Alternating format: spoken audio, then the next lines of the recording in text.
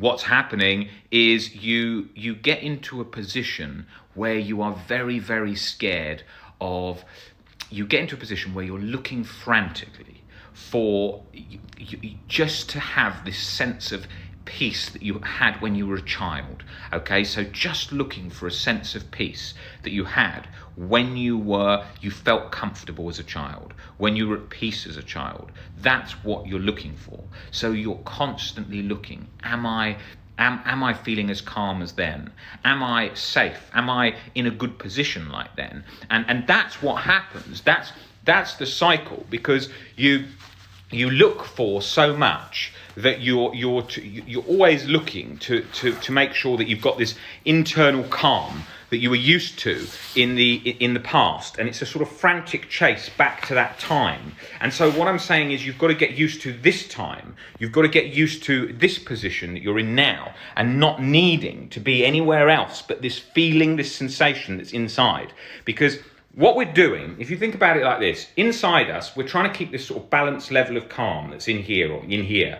And we're always looking to make sure that that's maintained. We're always looking to see that that situation that we're keeping that in place. And anything that comes to sort of I'm just putting a light on.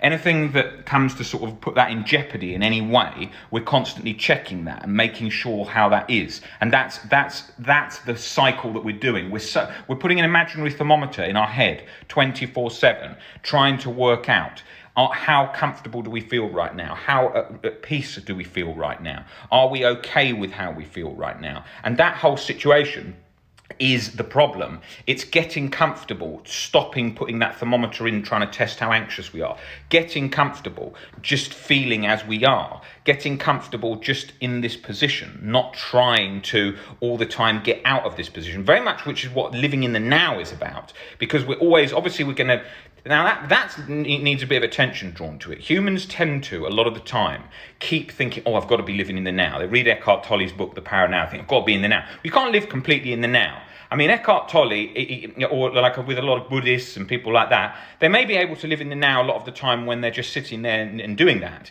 They're certainly not going to be able to do that if I was having a conversation, right, can you tell me what you're doing next week? What are your plans next week? Or have you worked out that thing from the past in relation to a project that we're working on in a company or something like that? You can't stay just in the now unless you're completely a Buddhist, or you're completely in a position where you can, because life is going to involve going back and forth in so many different areas. You're not going to be able to do that. You're not going